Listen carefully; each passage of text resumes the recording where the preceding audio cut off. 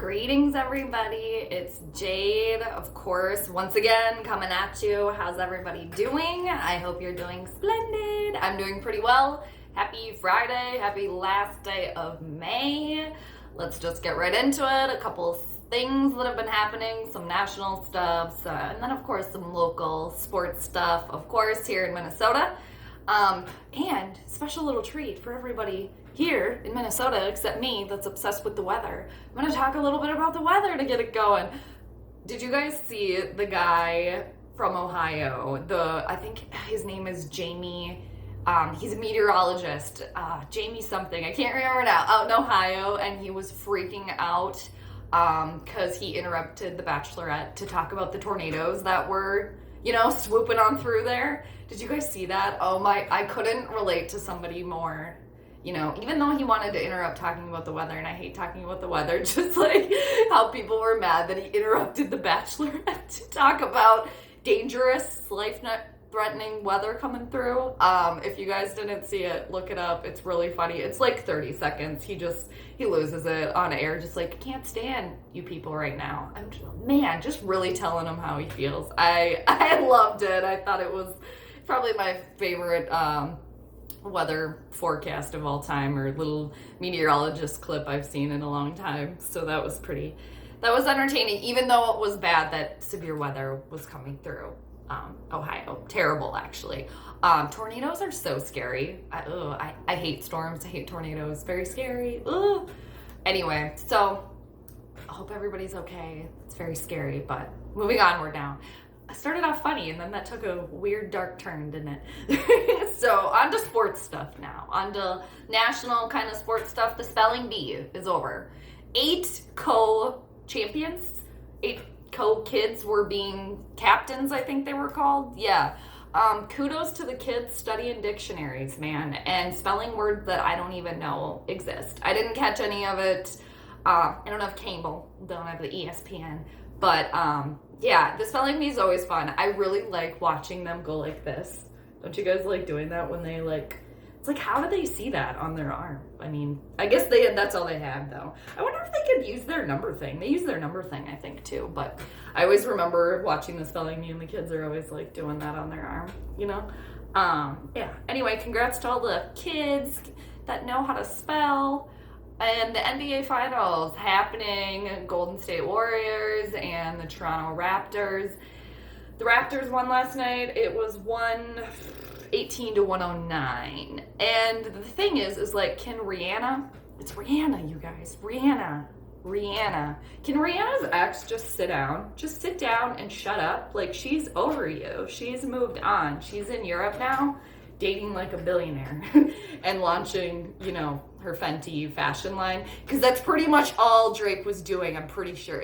Can you just sit down and shut up? But I guess what he's doing is working for now, because the Raptors won. I feel like if Vince Carter was around, this wouldn't be happening, would it? I don't know, I just find him to be very annoying. It's like, dude, nobody cares, but here I'm talking about it just because I found it to be annoying, and everybody was talking. It's like, just sit down. And so much the fact that, God, was it the owner of the Raptors, or the general manager, or maybe it was, what's his face, Silverman, or whatever his name is, the NBA, Adam Silver, what the hell is his name? I'm blanking right now. Adam Silver, something like the NBA commissioner. I think he had to talk to Drake about his behavior. Maybe you should be banished from sitting courtside. Banished. But I suppose it, gives them a lot of press and stuff like that. But it's dude, just shut up, sit down. Watch the game like everyone else. You don't have to be, you're annoying. It's enough. Sorry to the people that really like Drake. That shit annoys me. All right, moving on. Oh, Randy Moss and Deion Sanders were bass fishing together in Texas. Love Randy Moss. I've always loved Randy Moss. He really, I follow him on Twitter, and I'm pretty sure it's well known, but he loves fishing, so I thought that was kind of fun. I think Randy Moss I think Brian Robinson is doing a fishing show now or something. Randy Moss, Brian Robinson, I think I've said it before that they need to get together and do some fishing. I think that would, and talk about the Vikings. How great would that be? Oh, that would be wonderful. All right, the Raiders, the Oakland Raiders. Well, John Gruden, dude, you're gonna have a lot of personalities to try to wrangle out there in Oakland for the time being, and then going to Vegas. Anyway, Richie Incognito has now been signed to the Oakland Raiders for a year. Why? I think that dude needs to, like, figure out some shit. He seems very dangerous and very scary. I think a lot of things going on there. And I don't know if joining football again or, oh man, good luck, John Gruden. And like, I feel like the Raiders are either going to be a complete hot mess or just, I mean, complete hot mess, or just like somehow like the phoenix rising from the ashes, you know, just unstoppable, just like this force field to be reckoned with. A lot of attitudes. I think Antonio Brown was showing up late to OTAs too, or he wasn't showing up, something like that. I heard some rumblings about that. So it's already going, it's already starting. And then you're adding, dude, Richie Incognito to that. So man, that's either gonna be like an amazing performance there by that whole entire team if they can keep it together, or just a complete and utter like trash fire. Don't you guys think? And I love John Gruden too, but like come coach for Minnesota. But don't take, I mean, if they could, like, if him and Zimmer could coach together somehow, that'd be cool. Be like my little magic wish that I wish would happen. Okay, another thing. Back to, or I haven't really touched on baseball, but the Twins, still going, still doing the thing. They're still winning. I'm not drinking the Twins Kool-Aid yet, you guys. Let's wait until at least the All-Star break. However, I think the Twinkies might be for real this year, but I just think that right now. I'm not buying it. Not buying that stock right now. Let's wait until after the All-Star break. Let's wait until September rolls around, and then let's see how they're doing, and then we'll talk about it more there. But I want them to do well. Man, years ago they were the thing too. Baseball was exciting. Okay, what was I talking about? Oh yeah, so another thing. Did you guys see the lady? Probably I think probably the best first pitch that I've ever seen thrown out by anyone. I don't have any idea who this woman was or is. I think she's still with us. But at the Kansas City Royals and Chicago White Sox game a couple days ago, this woman threw the first pitch. It went so far left and it hit a photographer that was like, a couple feet away. Just complete left. Everybody seemed fine. And man, that was a good one. Very entertaining. It's like, you never think any first pitches can get thrown out worse. When they bounce, they don't make it to the home plate. And then this lady comes swooping in. Lady, whoever you were, you're a star. I loved it. I thought that was the most entertaining thing that I've seen in a little bit. So that was cool. To continue on with the ladies, the Minnesota Lynx. One of the only teams that can win around here, win national championships around here. Well, I guess the Twins have, but it's been a minute. The Minnesota Lynx, the ladies, they're back. They're 2-0 so far, so starting off there. Maya Moore and Lindsay Wayland, and do we need you? Maybe. They're only 2 games in. We'll see, but the ladies are back, the Lady Lynx, so go get it.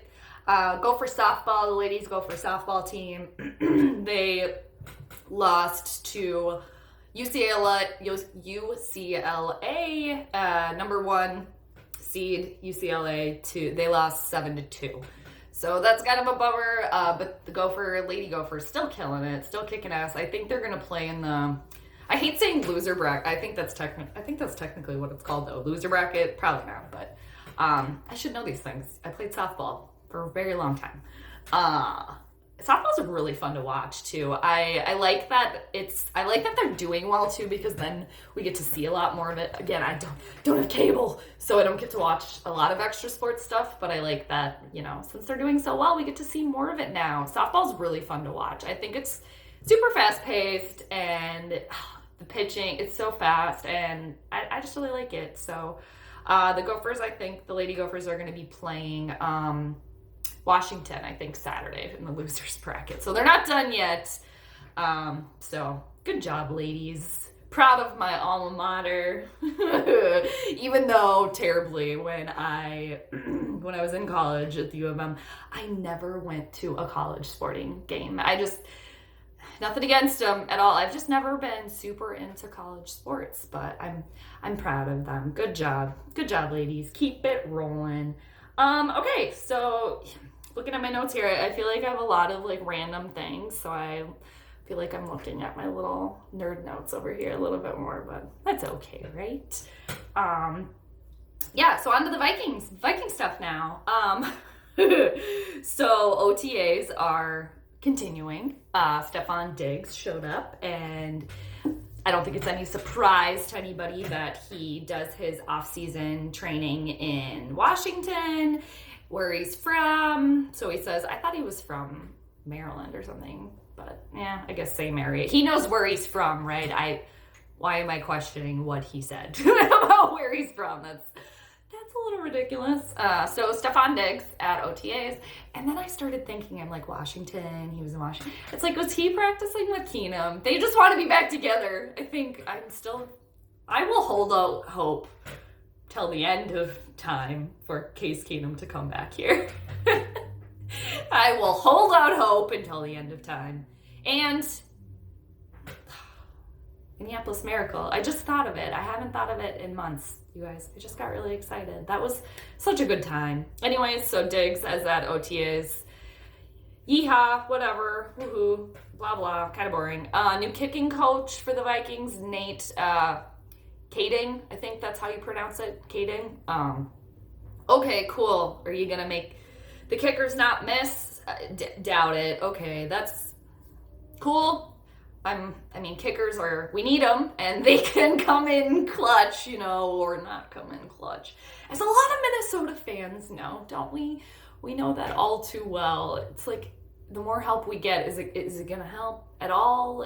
I hope so. It couldn't hurt, right, I guess, to get another pair of eyeballs in there that seemingly knows what kickers are supposed to be doing and how they're supposed to line up. And, of all the positions, and, every sport, there's physical and mental aspects, obviously, of playing the game, right? But I think, obviously, we can all probably agree that, like, the most mental position in football is the kicker. So, because it's so, repertory. Is that even a word? You just repeat it. It's kind of, not like golf. Kind of like golf, I suppose. But anyway, so, whatever. New kicking coach. Yay. Not much stuff, though, about the Vikings. Kind of quiet. Kyle Rudolph is still here. I saw a picture of him, though. He was playing golf, I think, somewhere. I don't know where it was, but he's been gone for a couple of days. He's out of here, you guys. He's out of here. Good riddance. Do we care? I guess technically he's still here, but there hasn't been much more talk about Kyle Rudolph. So I've heard, anyway. That's definitely, there's still rumblings out there. One of my favorite words, rumblings. So the biggest thing was my personal favorite, and I'm sarcastically saying that, of course, but Mr. Kirk Cousins, Kirky, old Kirky boy, was on local radio this morning. So I had heard about it for a couple of days. Of course, I had to tune in and just soak that up. Kirk Cousins would be the perfect politician, you guys. He would be the perfect politician. He doesn't seem like a bad dude. Doesn't seem like a bad guy. But just a very interesting person, I suppose. Doing local sports radio this morning, and basically, I just feel like I have not heard so much ass kissing in a long time. All of them. It was all dudes on there with him, and just, wow, they were just kissing his ass. I thought a little bit. I loved hearing some ass kissing in the morning. It wasn't too bad. It was like subtle ass kissing, and it's like the, whatever. It is fine. And so I took a couple of notes, like you would, right, about what he said. Kirk Cousins loves musicals. Interesting. I can't stand musicals. There's a couple that I like. I like Sweeney Todd and South Pacific. And musicals. Interesting, though. Interesting, right? I don't like musicals. I think it all started is because I can't sing. And when I was in, like, theater productions, we had to do musicals in school, like, during the spring. It was always a musical. And I couldn't sing, and I don't want to sing in front of people, so I was always, like, stuck in the dumb part. So I think I'm still kind of bitter about that. That's why I don't really like musicals, but I don't like watching them either. Not my thing, so. But that's Kirk Cousins' thing. He likes musicals. Also, it seemed to me that Kirk was also sucking up to Adam Thielen and Stefan Diggs during this radio interview, I guess we could call it. He was saying, Adam Thielen looks really good, and he was like, Diggsy looks... Who calls him Diggsy? I don't like that. I mean, is that a thing? Is that an actual thing, you guys? It's Stefan. Or it's Diggs, okay? No. I don't like that. I don't like it. And I think I feel like when Cousins says it, he's trying to, like, push it on us that they're so tight. They're all so tight. It's like, no, you're not. You're not tight. You're kissing their ass right now, too, because you guys don't really get along. Not as well. I feel like it's so obvious that they don't have, like, natural chemistry. Like, they have to force it. The offense has to force it. But we'll see. Year number 2. Are the pieces still in place? No, they're not. They're lost. They got lost in the box. Or we got a piece that doesn't fit. We gotta... Whatever. What else did he say? Oh, he was already sticking up for the O-line, too. It was like he was already, like, sticking up for them to be playing poorly. So that was interesting. And the season hasn't even started yet. He was talking about how it's difficult when you play against a good defensive line, basically, is what I took it as. So... thanks for that, dude. He talked about how people call him Kurt, too, which I also thought was kind of funny. Keywords with him, too, I've noticed. Growth and improvement. Loves saying those things. Loves it. However, it seems like this dude has been plateauing for the last few years. Where's the growth? Where's the improvement? I guess you're number 2. We'll see it, right? Anyway, so moving on. That's what I took from that. So seems like a nice enough person, but as our starting quarterback, as a winner, as a playoff winner, as a playmaker, that's not him. It's not going to happen, okay? Let's just everyone accept that and move on. All right, so Game of Thrones, one last episode, that documentary episode. Spoilers, if you guys didn't watch it, if you're not up to date on Game of Thrones, go away. Don't want to spoil anything for you. That documentary episode, you guys, though, I think I enjoyed that just as much as the entire series. I loved that. I'm a sucker for documentaries just in general, but just seeing all the behind the scenes stuff, I almost wish it was longer. It was almost 2 hours, but I almost wish it was longer. I loved it. And you get to see all the extras that were part of it every time. That Andrew guy that they focused on, I forget his last name, just totally charming and just so into it. And everyone, the snowman, that Nell, I think his name was, he was in charge of snow set dressing, just amazing. And just, they were all so invested, and just the reminder to all of us how much hard work goes into that show, or went into that show. All of the people, just the makeup department, the Naomi woman, not exactly what her role was, but she just was getting shit done. Loved it. And then I really liked that we got to see the table read. I wish we could have seen more of that. And, you really... just that what that show meant to all those people. It was just like, I loved it. I thought it was great. I think I loved that documentary episode that they did just as much as the entire series. Loved it. Thought it was great. Snaps Game of Thrones for ending on that good note, because I'm not bitter about the end of the series, but I still don't really care for it, but I'm not going to go off on that. And then one other thing, did you guys see what came out just recently was that the poster for season 1 with Ned sitting on the Iron Throne, it had a dead giveaway on how it was going to end, because there's a friggin' crow sitting on it next to Ned. So we should have known the whole time that it was going to be boring, bland Bran, right? Should have been Ned somehow. He should have come back to life. Damn it. Anyway, that's all I got for you guys. I hope you have a really great rest of your Friday, and then next time I'll see you, we're gonna be in June already. Crazy how time flies, right? Anyhow, everybody take care, and I will check you later.